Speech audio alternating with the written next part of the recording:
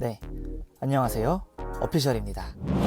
이번 영상에서는 이제 확률과 통계 마지막 시간으로 이 모비율의 추정 이런 것들에 대해서 이야기를 해보도록 하겠습니다. 근데 앞에서 배웠던 이 모평균의 추정과 내용이 비슷하기 때문에 빠르게 보도록 하겠습니다.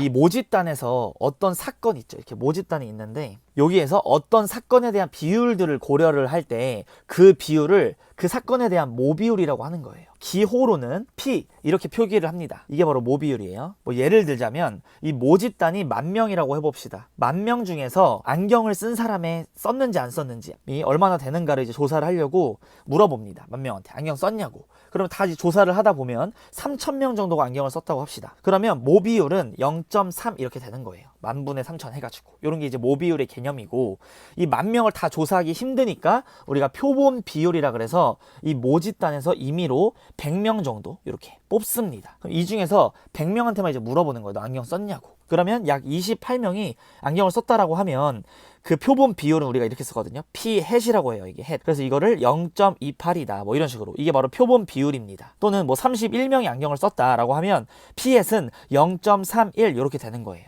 그러니까 표본 비율이라고 하는 거는 이 모집단에 있는 모든 거를 하나하나 조사하기가 힘드니까 표본을 뽑아서 거기서 비율을 따진 다음에 구하는 게 이 표본 비율인 겁니다. 그래서 모집단에서 이미 추출한 그 표본에서 어떤 그 사건, 이 안경을 쓰는 그 사건에 대한 비율을 그 사건에 대한 표본 비율이다 라고 우리가 말을 하고, 기호로는 이렇게 PS로 쓴다. 이렇게 알고 넘어가시면 됩니다.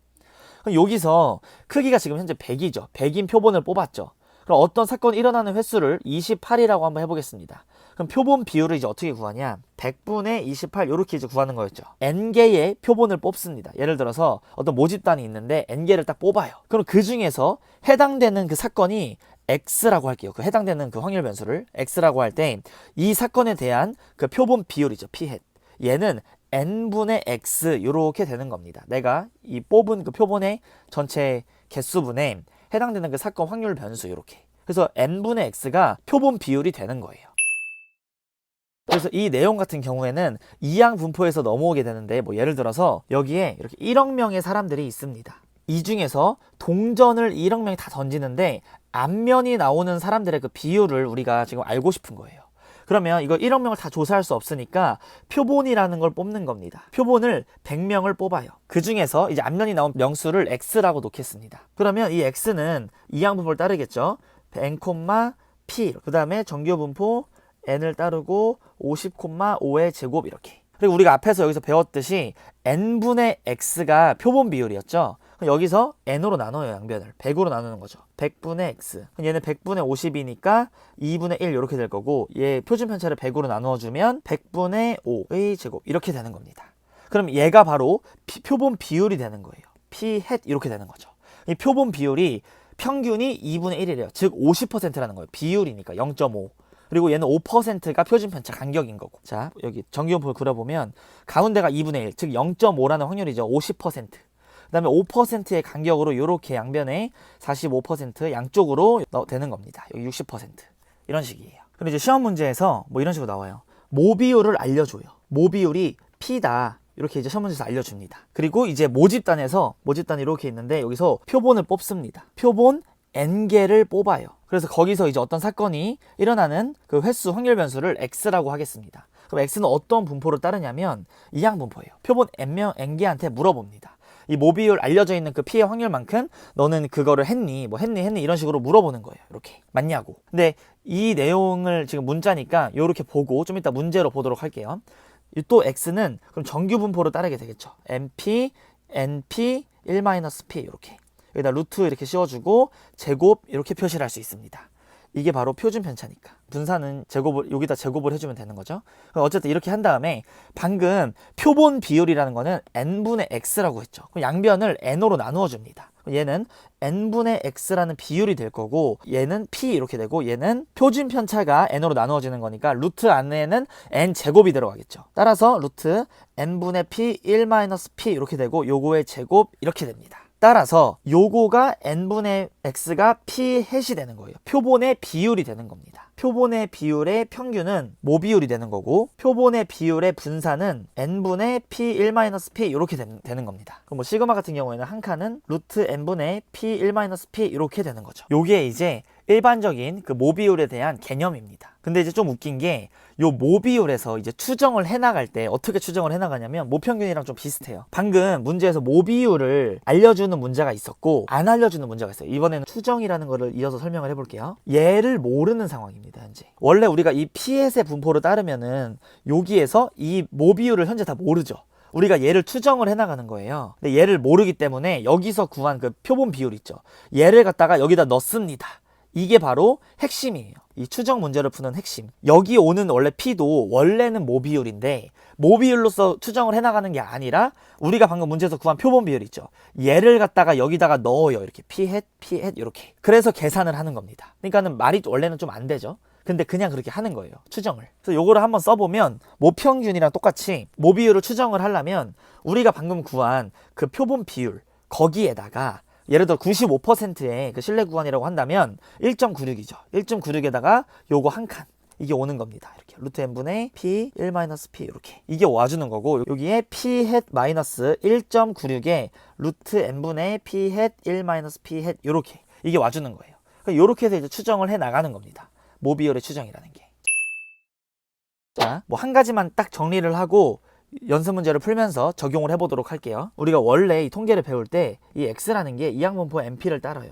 그러면 자동으로 정규분포 np, np 1-p 이렇게 따르게 되겠죠. 그래서 우리가 이거를 같은 말로 얘를 평균이라고 했고 얘는 뭐 시그마 제곱 이렇게 얘기를 했습니다. 그러니까 얘가 이제 시그마가 되는 거예요. 예. 그럼 우리가 여기서 Z로 이제 정규화를 시켜줄 때 시그마분의 X-M 이런 식으로 정규화를 시켜줬었죠. 그래서 시그마는 현재 여기서는 루트 NP 1-P 이렇게 되고 이 X 같은 경우에는 몰라 변수고 평균 M을 뺄 때 NP 뭐 이런 식으로 생각을 해줘도 됩니다. 같은 말이에요. 이게 원래 우리가 맨 처음에 배웠던 거고 표본 평균에서는 원래 N이라는 게 이항분포 NP를 따르죠. 그리고 이거는 뭐 M 시그마 제곱 이렇게 쓰겠습니다. 그럼 X반은 M, 루트 N분의 시그마의 제곱 요거를 이렇게 따른 거예요. 그럼 여기서의 Z는 정규화 시킬 때 시그마분의 이게 이제 한 칸인 거죠. 표준 편차분의 X-M 이렇게 X바-M 이렇게 해서 정규화를 우리가 시켜주는 게 표본 평균의 정규화하는 과정이었습니다. 자, 그러면 이제 모비율을 이제 정규화시키는 과정은 X라는 게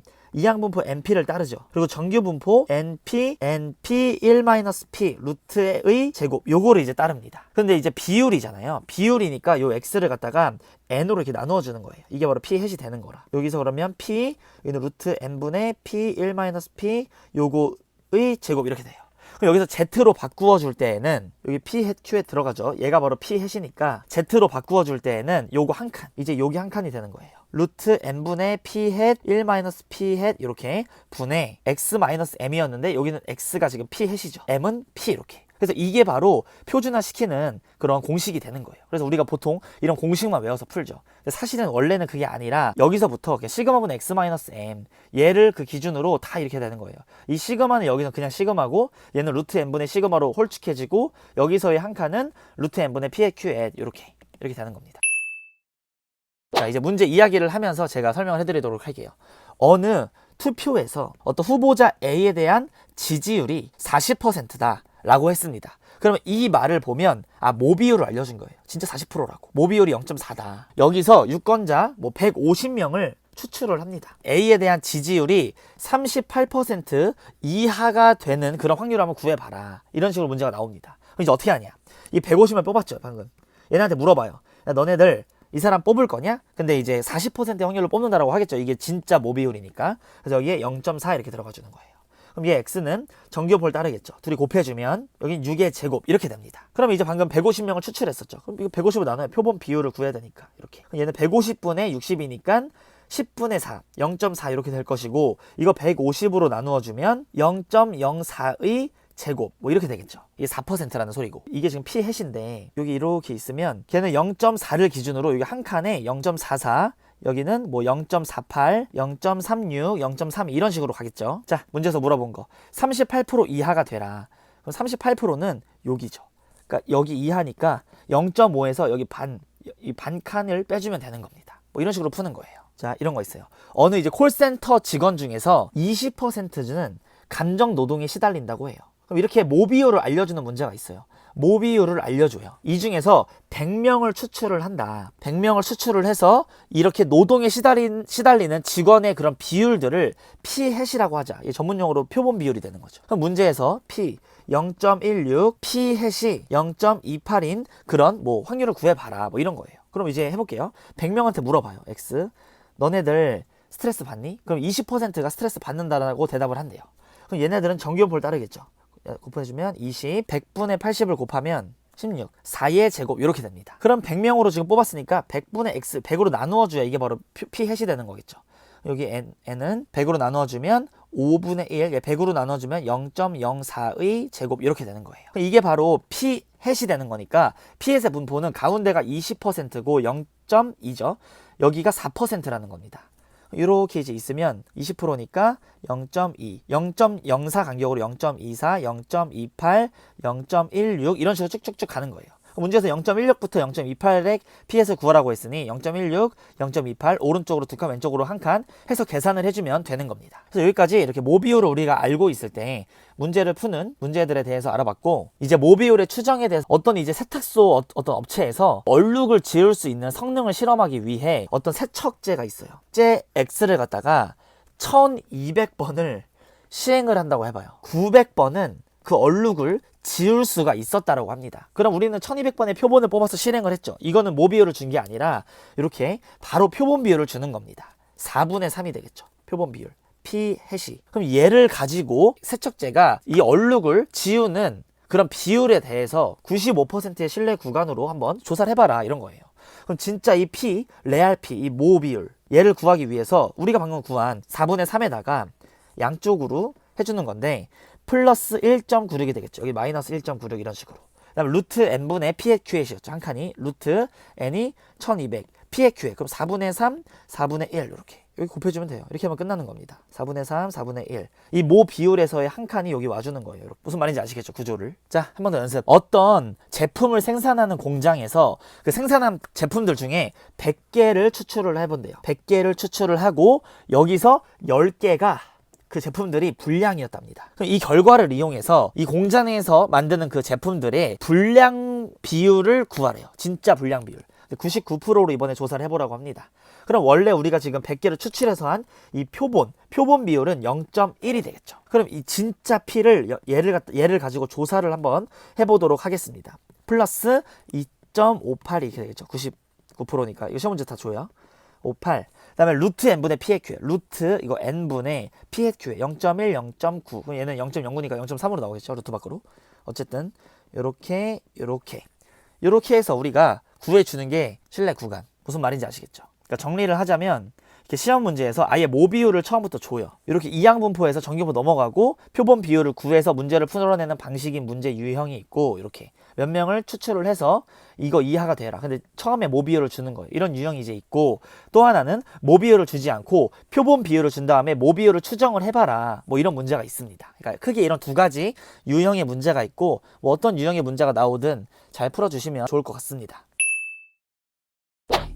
오늘 이렇게 크게 모비율의 추정, 그리고 모비율의 개념, 표본 비율 이런 것들에 대해서 한번 알아봤는데요. 여기까지 우리가 다 진도를 나갔습니다. 이제 뭐 모의고사 문제풀이라든지 이런 내용들을 적용하고 수능날 꼭 틀리지 않고, 그동안 이제 영상을 봐주신 우리 수험생 여러분께 감사의 말씀을 드리면서 지금까지 어피셜이었습니다. 감사합니다.